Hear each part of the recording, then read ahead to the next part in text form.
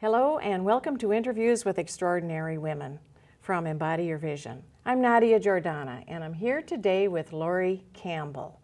Lori is a visionary gerontologist, speaker, and author with dual expertise in wellness and aging. She helps people master the art of aging well. Lori wrote the book, Awaken Your AgePotential, after spending decades-long years with aging and thriving older adults, learning that it's not in the genes, but in the pliable things that we can control. Lori is here today to introduce an emerging trend called age potential. Welcome to the show, Lori. Hi, Nadia. Thank you for having me. Lori, your book, Awaken Your AgePotential, is written from a unique perspective. Tell us a little about that and what makes your book different from other books about aging on the market today. Well, Awaken Your AgePotential is a book really not about aging. It's about living and living abundantly. It's a very inspiring, empowering book because the book is really focused on thriving, not just surviving the second half of life. So no matter if a person's 30, 60, or 90, everybody wants to thrive. So this book really speaks to any age and every stage in life. It's really for everyone. Secondly, the book has a twofold perspective. I first lay out the possibilities of the latest aging research, and then I have 10 contributing authors who are thrivers. What's a thriver? A thriver is a person who embodies age potential.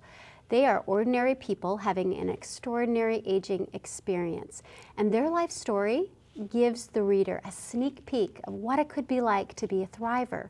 And lastly, the inspiration for this book came from my own awakening experience. I've spent so many years in the research and most importantly among those thrivers that they forever changed how I look at aging and awoken me one day to think, wow, the ability to thrive is not in our genes, but in things that we can control and have influence over. That's an empowering message that the world needs to know, and that's why I wrote the book. I can appreciate the importance of living abundantly, and I especially like the term you used, age potential. Where did that come from, and what would you say is your primary goal for this book? Well, I'm on a mission to create a new vision of aging, a vision for the second half of life to be nothing short of pure potential. We have this mind-body connection, and our bodies actually follow the leads of our mind.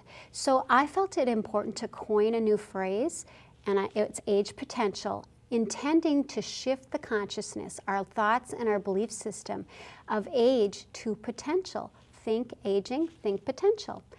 And then the second underlying goal for the book would be that each reader would have their own awakening experience. Awakening to what? Well, first and foremost is that they know that we all have the potential to thrive, and that power lies within ourselves, not in genes, not in our doctor, our medicine, or our circumstances. Tell us how a person might experience an awakening, and how does that relate to the aging journey? Well, the awakening experience really starts the moment the person realizes for themselves that age potential and the ability to be a thriver is a possibility.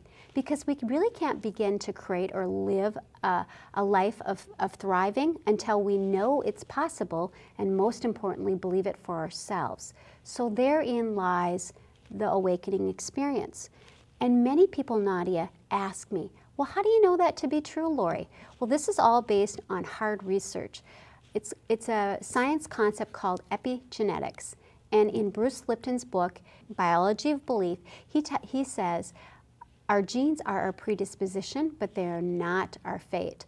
There are three things that activate our genes, and that's our belief system, our thoughts, and our lifestyle.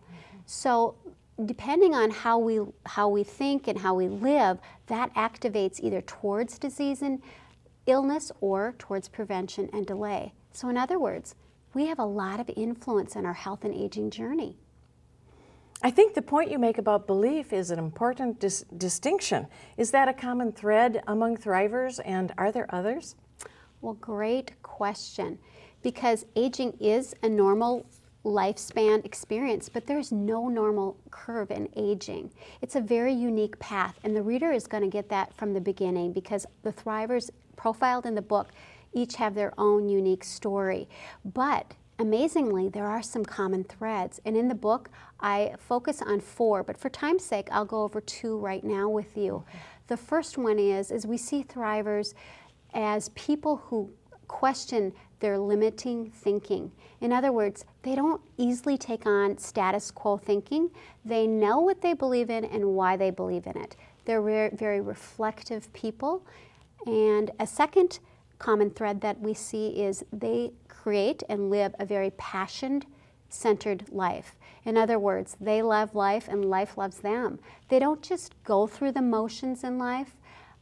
They live with intention, passion, and zest. And as my 86-year-old Thriver friend says, we live life full tilt. And believe me, they do. It's like pulling out all the stops.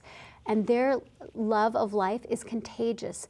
And my experience with the Thrivers over the years is really what I want to bring to the readers because it's life-changing. I love the part about living life full tilt. Well, there's so much to this subject and more than we have time for today. Laurie Campbell, thank you for being here with me. Where can viewers go if they have interest in learning more or want a copy of your book?